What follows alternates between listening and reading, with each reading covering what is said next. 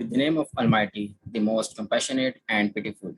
Assalamu alaikum. Welcome to Little IELTS Master. This is Master Tousif, a resident of Lahore, Pakistan. So in the previous lecture, we have already discussed the all type of questions that might appear in IELTS writing task 2. So this lecture goes with some of the confusions that most of the students face while doing IELTS writing. So let us discuss these confusions and resolve those issues. Plus, we will also discuss what are the mistakes that are highly penalized in IELTS writing task 2. Let's start. So first thing that we discuss is when to give your opinion. So this is a very confusing thing that mostly IELTS student face in writing task 2. So they don't have idea when to give their opinion and want to discuss something. Let's see. So first question that we see is, do you agree or disagree? So it is a simple question that is opinion question.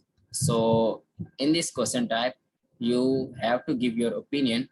Either you can say, I agree with this statement, whatever the statement is, or you can say, I disagree with the statement. And your whole body consists of your general answer that you have written in introduction. So if you agree, then your whole body will give arguments in favor of. And if you disagree with that statement, then your whole body depend on these arguments. Second question type, to what extent do you agree or disagree? Again, this is also opinion type question. But what is the difference between these two questions is that here you have only two options and you have to choose one. Either you can agree or disagree. But here this question is asking for opinion, but to some extent. How far do you agree with that statement? Like 0%, 50%, or 100%. So if you are completely agree or 100% agree, you will say, I completely agree with that statement. Or if you are 50% agree, then you can say, I partially agree with that statement. Or if you are 0% agree, then you can say, I completely disagree with this statement. So this will be your general answer in the introduction. Then you will write your body paragraphs depending upon your answer.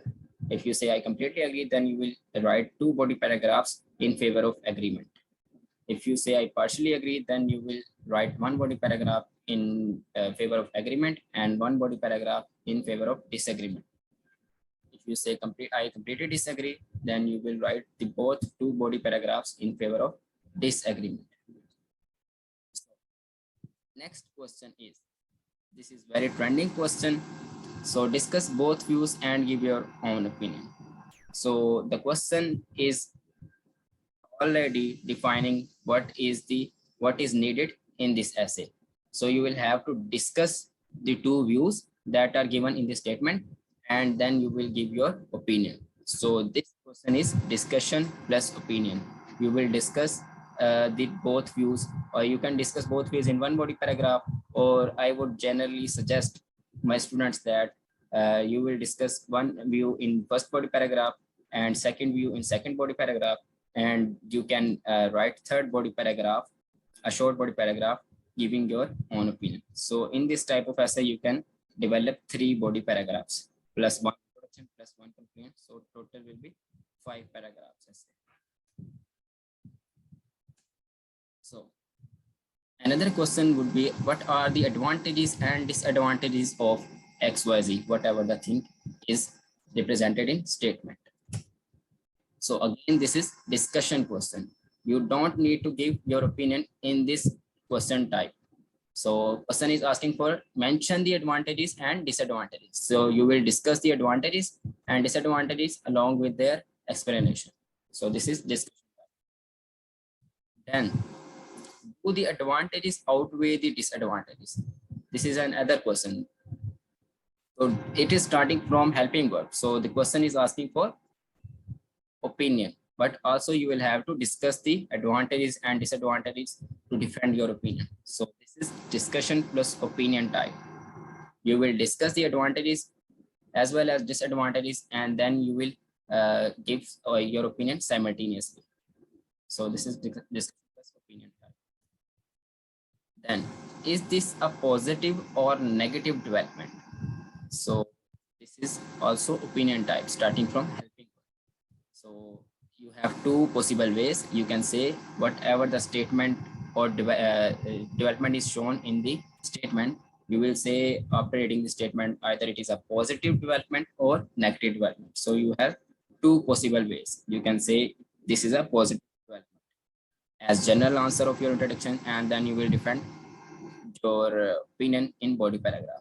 Or you can say this is a negative development as your general answer of introduction, then you will mention the arguments in favor of negative development. Then the another question is, what are the causes and solution of XYZ, whatever the problem is mentioned in that question. So this is again the discussion essay, since it is starting from WH family. So you will discuss the causes in first body paragraph and discuss the solutions in another body paragraph. Or you can simultaneously discuss causes and solution in first body paragraph, and then in second body paragraph causes plus solution, their respective solution. So this is your discussion type. And similarly, there are some other question types that appear in IELTS writing task 2. That is two-part question starting from H family, how, and starting from WH family, like when, why, is this the case. So you will answer those questions depending upon the question type. So these are the particular questions which produce some kind of confusion for the students. So here is the remedy for those confusions. Let's discuss what is the difference between these two questions. So can you see the difference between two questions below? Firstly, discuss positives and negatives of this development.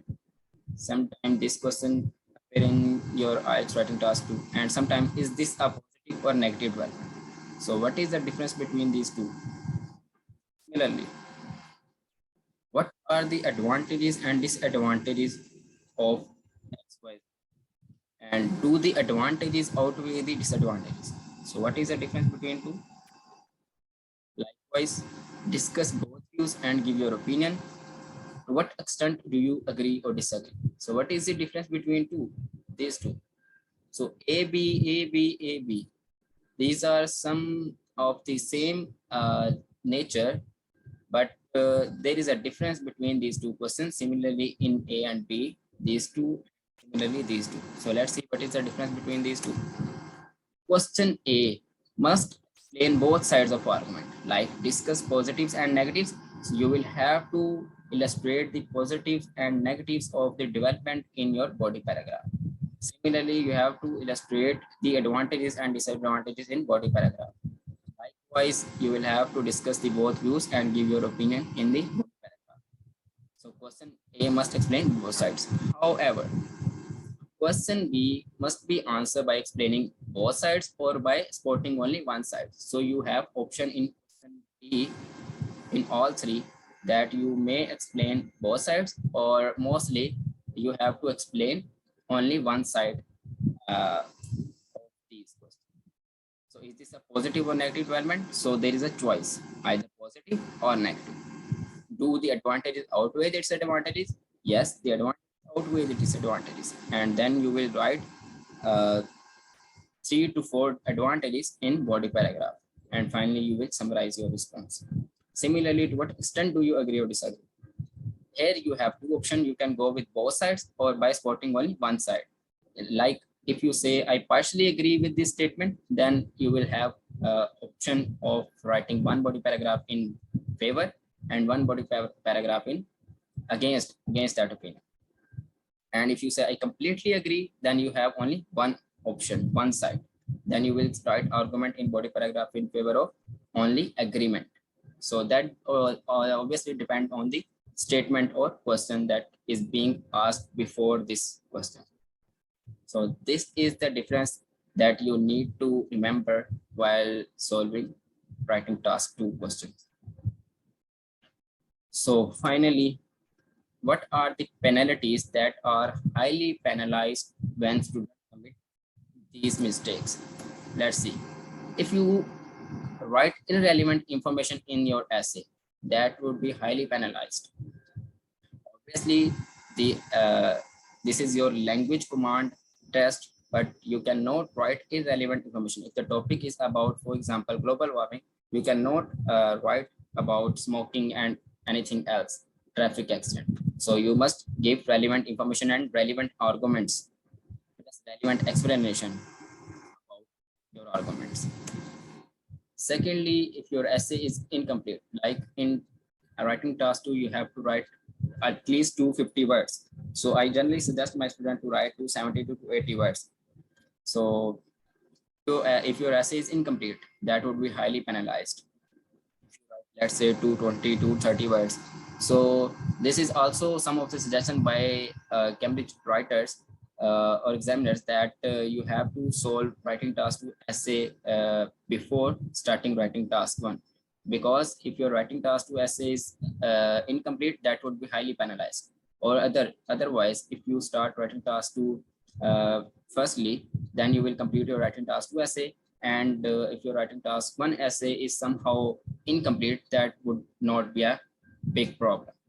So this is also one of the suggestion, or you may follow that suggestion, that starting with your writing task 2, after completing writing task 2, you can move on writing task 1, report writing.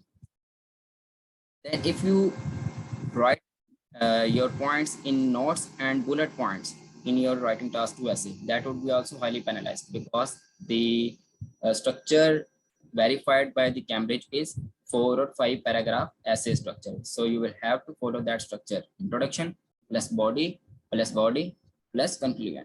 This is the verified structure of writing task 2 essays. Then if your writing is poor, that will be highly penalized. Obviously, examiner would be unable to understand your words, so that would be difficult to give your results.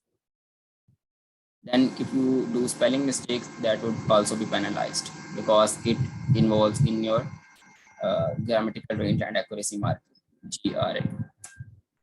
Then if you finally overuse of words or phrases, like some of the students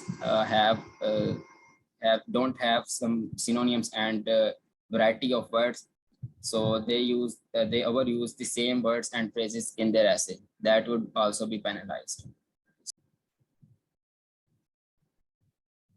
So these are the 6 major mistakes that most of the IELTS students commit. So you need to resolve your issues and don't neglect or ignore these mistakes. So that's all from today. Our writing task 2 has done, and in the next lecture we'll be starting from writing task 1, and in 2 to 3 lectures we would wind up the writing task 1. Then we will continue reading or other module. So please do give feedback in the comment section, and if you like the video, give it a thumbs up, share the video, and subscribe my YouTube channel. So thank you very much. Allah Hafiz.